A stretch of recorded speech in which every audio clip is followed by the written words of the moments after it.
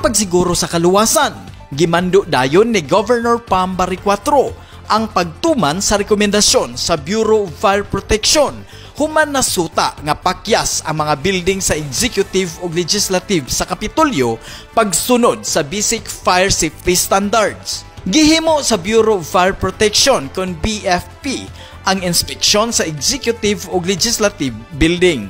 Sa inspeksyon, nasuta nga dili safety sa sunog ang executive building, diin nahimutang ang opisina sa gobernador.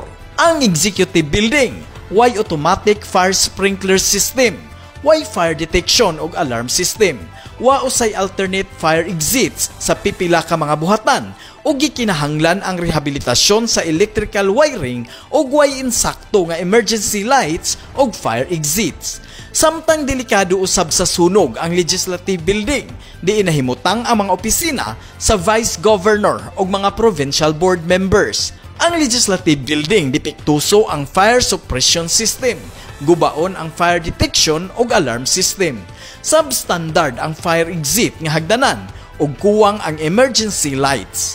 Daghang materyales nga nakababag sa fire exit, way plaster nga evacuation plan, daghang hazardous materials nga gitambak sud sa electrical rooms. Ako si Moncheng Auxtero, manginlabot og magpakabana tungod kay ato ang Cebu.